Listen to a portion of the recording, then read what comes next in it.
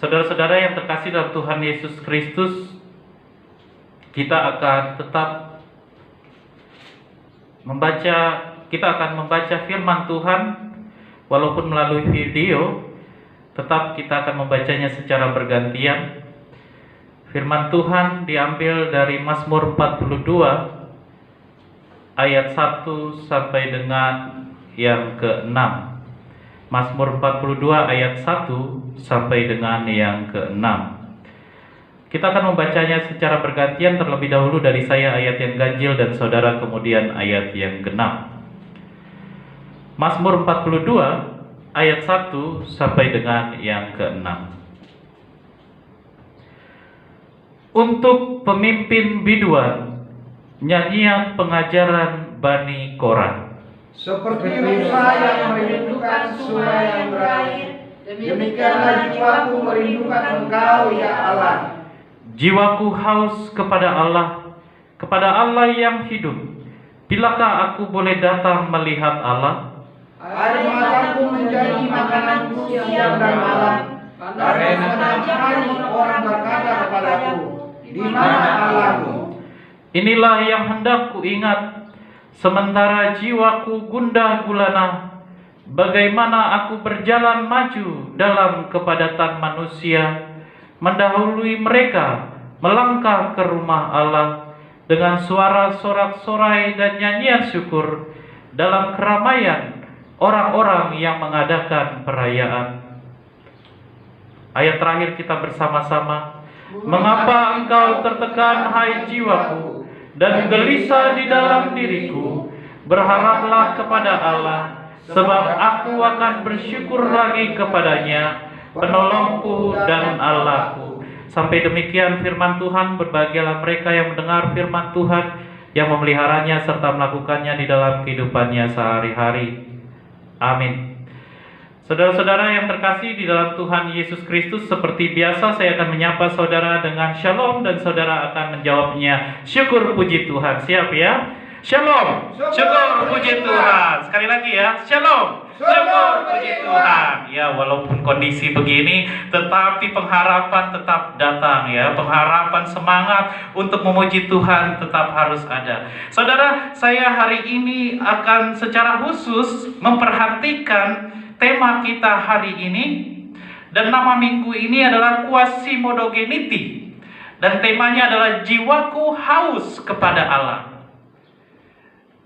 Tema Quasimodogeniti artinya itu seperti yang menjadi epistel kita hari Minggu ini, yaitu 1 Petrus 2 ayat 2. Saya bacakan untuk saudara semua. Dan jadilah sama seperti bayi yang baru lahir, yang selalu ingin akan air susu yang murni dan yang rohani, supaya olehnya kamu bertumbuh dan beroleh keselamatan. Menggambarkan kita semua seperti seorang bayi yang baru lahir.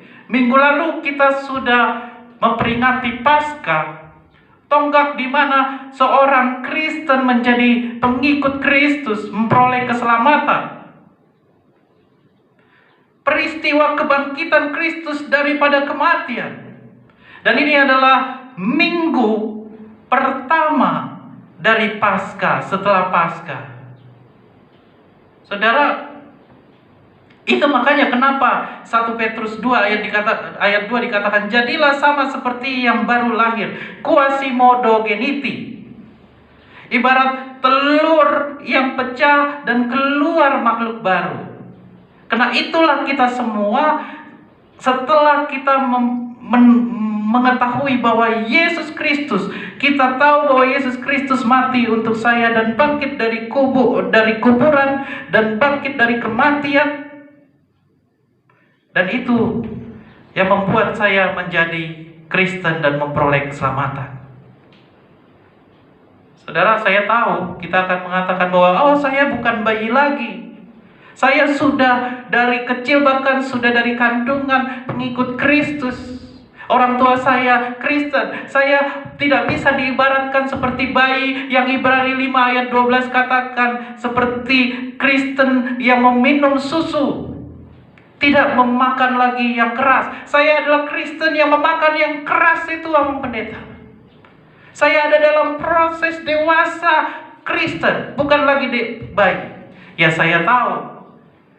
Tetapi yang saya ingin katakan, apakah quasi-modogeniti, jadilah seperti bayi yang baru lahir itu masih relevan untuk kita?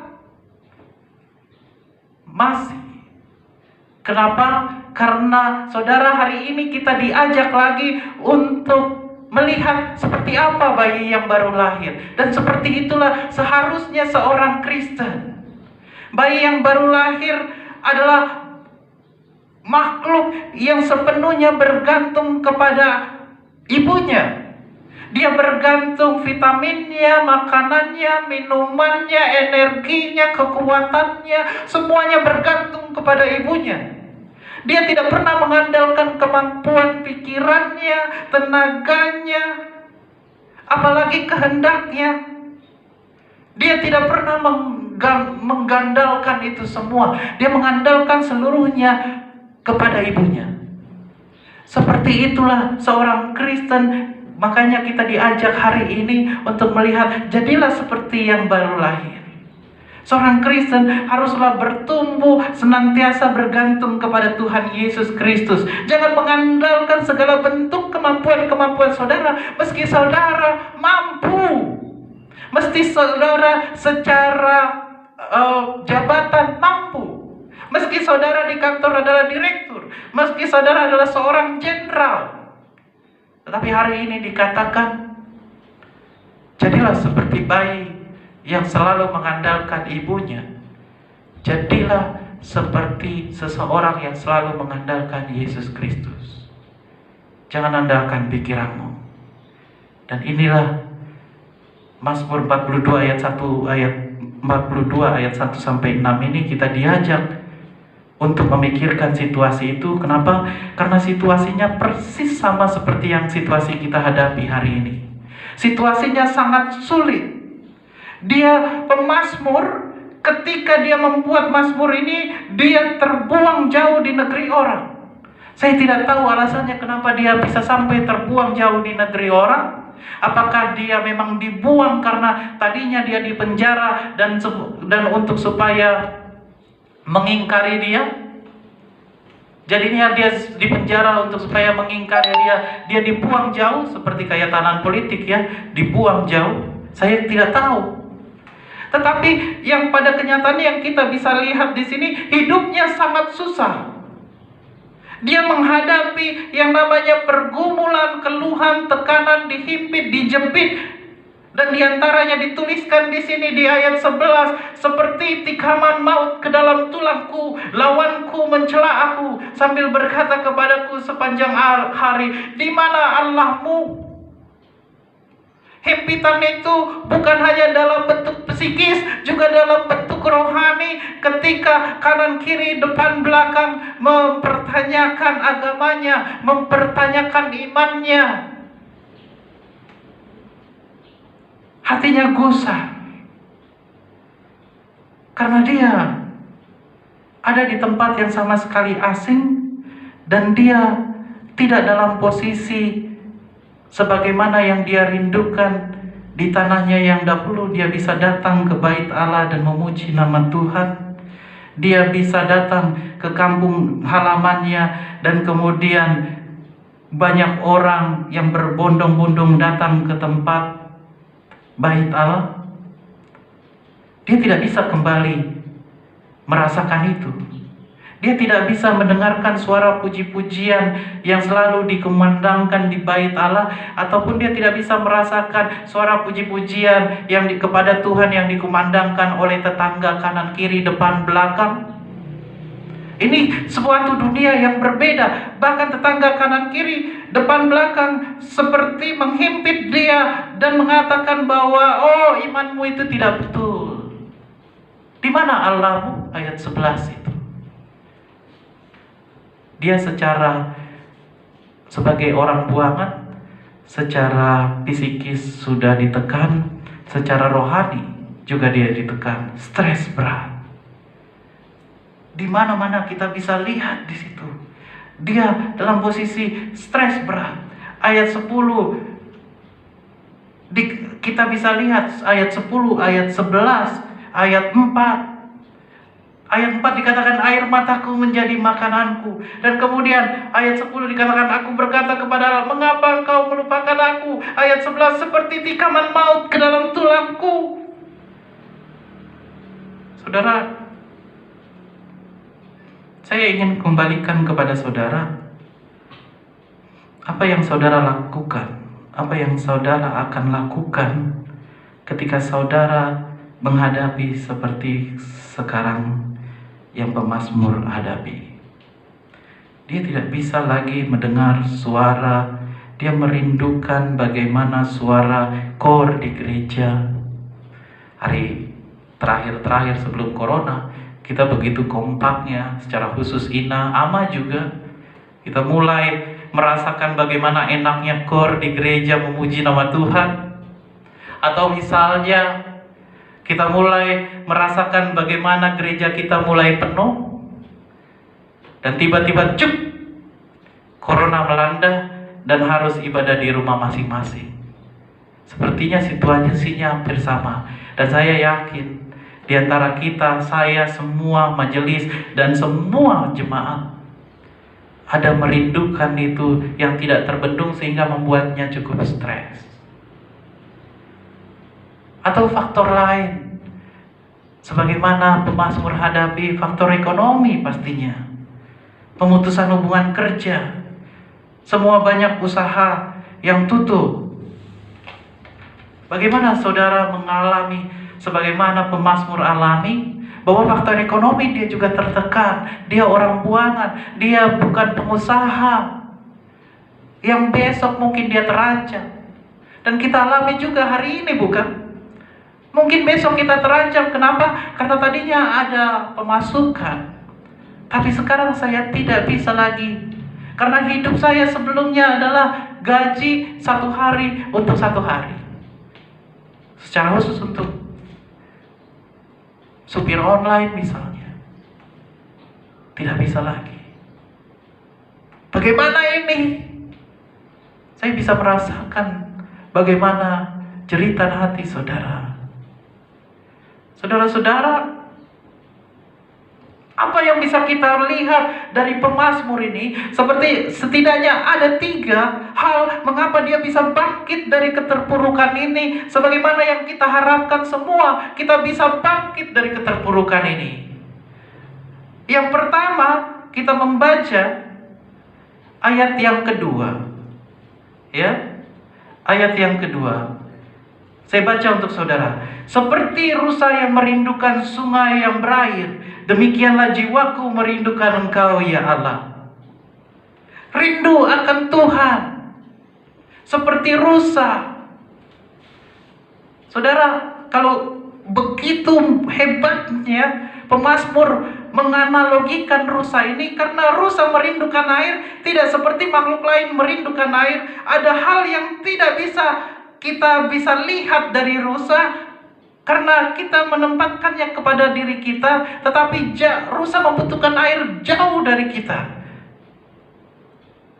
Dia menempatkan rusa. Kenapa? Pertama, rusa itu adalah hewan yang dicari-cari oleh predator, singa, harimau, dan segala macam. Baunya pun khas, terlalu mudah untuk menangkapnya. Oleh karena itu apa? Rusa mencari air. Supaya apa? Supaya di dalam air dia merasa terlindungi, baunya tidak bisa dicium oleh predator. Baunya terbawa air, baunya disamarkan. Jadi dia merasa terlindung di situ. Sebagaimana kita yang menghadapi wabah ini, saudara, itu tidak membuat saudara merasa jadi lebih jauh. Ketika saudara merasakan kegetiran, stres, dan segala macam, datang kepada Tuhan. Rindukan Tuhan jauh lebih daripada segalanya. Kenapa? Karena disitulah tempat perlindunganmu. Rusa juga di dalam posisi di mana dia punya bulu itu tidak terlalu banyak, sehingga dia harus mencari air supaya dia tidak kepanasan, dia nyaman. Dan ketika saudara sedang stres sekarang, saya ingin katakan, datang kepada Tuhan jauh lebih sering daripada yang lainnya, berdoa. Untuk apa? Untuk saya nyaman, untuk rasa stres saya hilang, untuk saya merasa terlindungi, untuk semua keluhan-keluhan saya ingin dengarkan Tuhan. Dan saya tahu mulai dari hari itu saya terlindungi. Itu ayat 2. Terus resep yang kedua, bagaimana pemazmur bertahan di dalam situasi yang sangat menyakitkan sebagaimana yang kita alami, sama persis seperti sekarang, adalah ayat yang ketiga. Jiwaku haus kepada Allah yang hidup. Bolehkah aku boleh datang melihat Allah? Jiwaku haus kepada Allah yang hidup. Saudara, haus di sini sangat membutuhkan kepada siapa? Kepada Allah yang hidup. Ada kerinduan, saya yakin seperti saudara juga. Ada kerinduan buat pemazmur untuk datang ke bait Allah, tetapi begitu jauh. Jarang memisahkan, gak seperti kita sekarang punya duit naik kapal terbang bisa sampai Israel. Tapi saat itu dia ada jauh di luar negeri yang hanya bisa ditempuh untuk naik kuda keledai dan segala macam itu, ataupun jalan kaki, dan gak mungkin. Tetapi dia tetap merindukan bagaimana saya bisa datang ke bait Allah. Dan saya yakin kenyataannya kepada saudara sekarang ini seperti itu. Saudara rindu bagaimana saya ingin bergereja lagi, tapi gak mampu saya lakukan.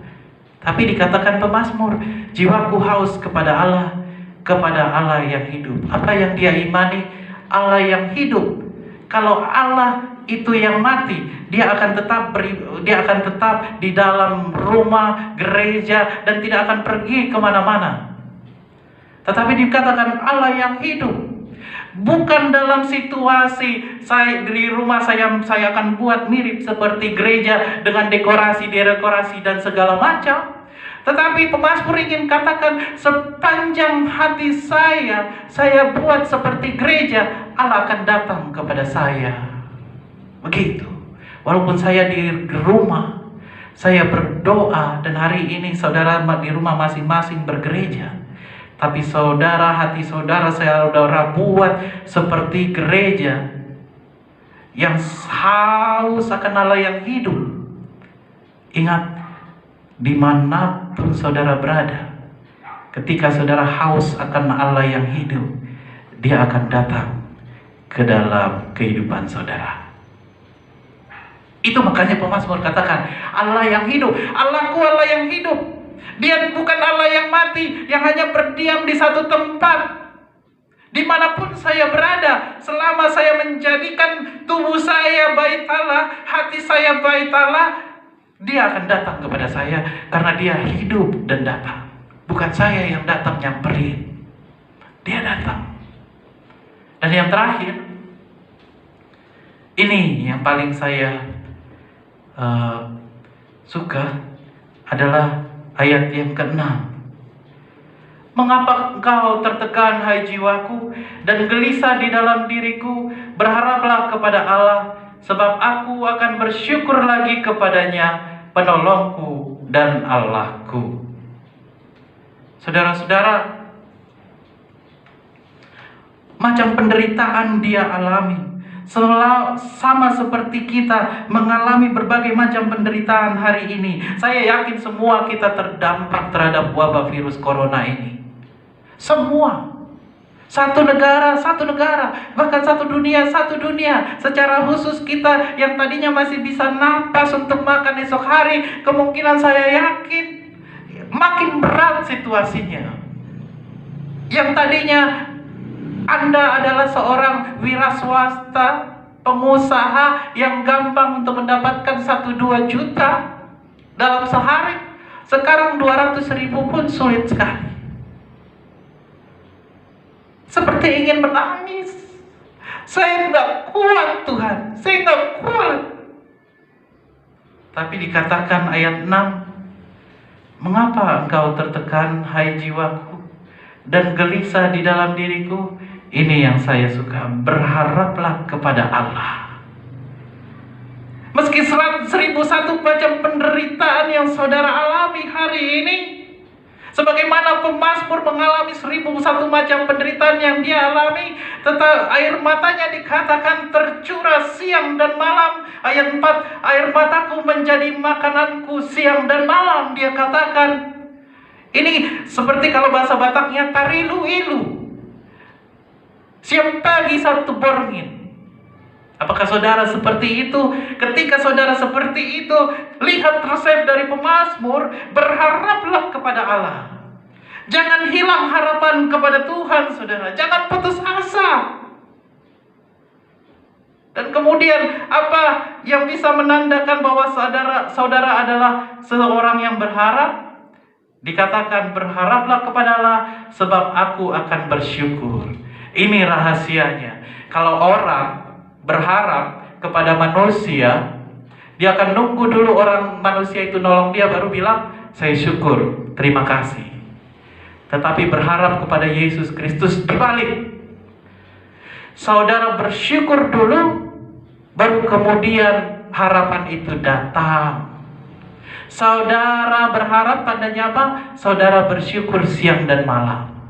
Walaupun sakit, saya bersyukur. Walaupun apa? Saya bersyukur. Kenapa? Saya tidak menghentikan pengharapan saya kepada Tuhan. Saudara bersyukur hari ini, itu adalah tanda pengharapan saudara. Itu yang membuat saudara kuat. Itu yang membuat saudara mengatakan bahwa hari ini saya begini, tapi Tuhan tidak akan biarkan saya besok hari seperti ini lagi. Hari ini saya tidak mendapat pekerjaan, tetapi Tuhan tidak biarkan saya besok hari tidak mendapat pekerjaan. Hari ini saya tidak mendapatkan rezeki, tapi Tuhan tidak biarkan saya tidak mendapatkan rezeki esok hari. Caranya apa? Bersyukur. Saudara tetap bersyukur, saudara. Syukur. Itu makanya kenapa ketika Paniroy dari Diakonia datang di sermon mengatakan bahwa ini kita harus memberikan yang terdampak, ini Amang gitu. Kita semua terdampak Amang, saya bilang. Tapi ada yang paling terdampak. Iya, ada yang paling terdampak, saya tahu. Tapi ketika kita semua menyetujui bahwa kita harus berikan, kenapa? Itu adalah tanda bahwa gereja ini tetap bersyukur walaupun situasinya rumit. Saudara tetap memberikan persembahan, puji Tuhan. Kenapa? Karena saudara tanda bersyukur. Itu tanda saudara masih punya pengharapan. Saya bersyukur untuk itu. Walaupun situasinya rumit. Ya.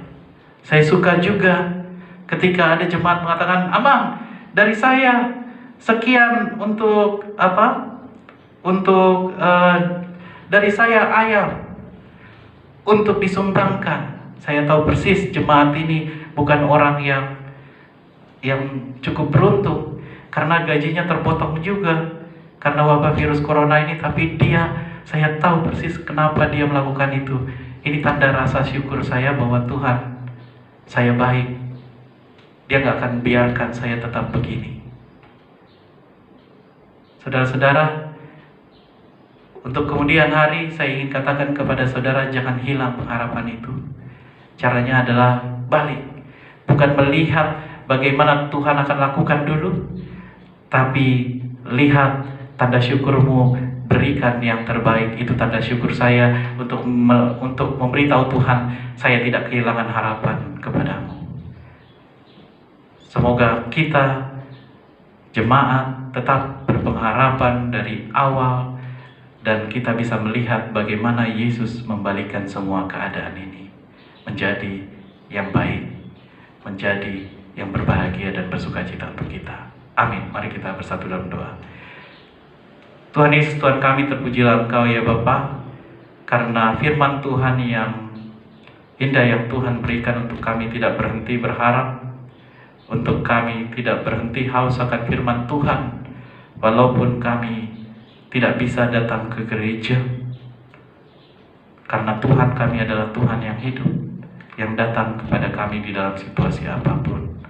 Kuatkan kami ya Roh Kudus, sehingga sebagaimana bayi yang baru lahir, kami tetap mengandalkan Tuhan Yesus Kristus. Terima kasih ya Bapa, terpujilah nama Tuhan di dalam nama Tuhan Yesus. Amin.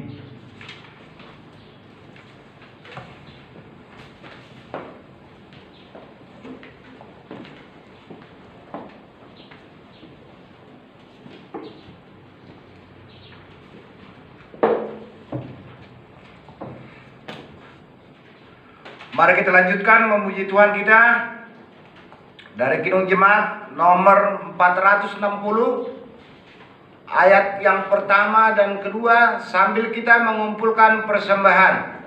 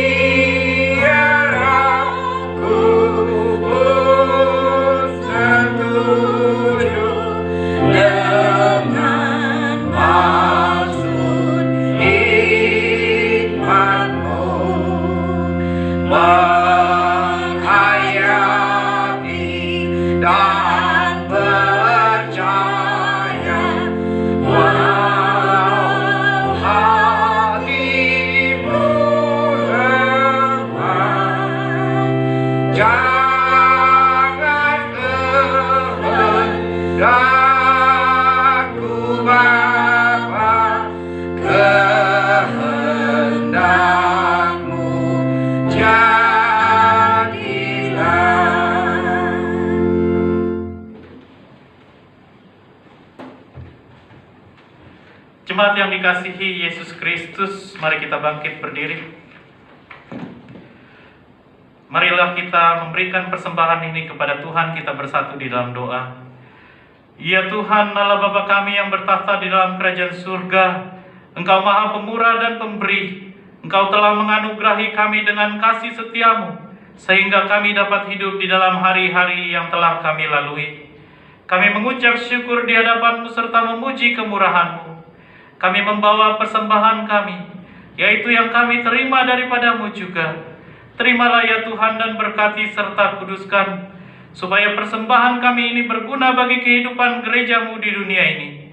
Bukalah hati kami dengan kuasa Roh Kudus-Mu, agar kami senantiasa menghayati segala pemberian-Mu, sehingga kami hidup di dalam pengucapan syukur di hadapan-Mu.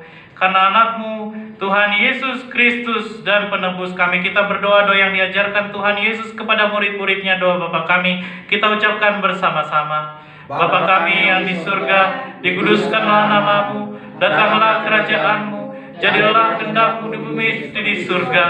Berikanlah kami pada hari ini makanan kami yang secukupnya, dan ampunilah kami akan segala kesalahan kami, seperti kami juga mengampuni orang yang bersalah kepada kami. Dan janganlah membawa kami ke dalam pencobaan, tetapi lepaskanlah kami daripada yang jahat. Karena Engkau yang punya kerajaan, dan kuasa, dan kemuliaan sampai selama-lamanya.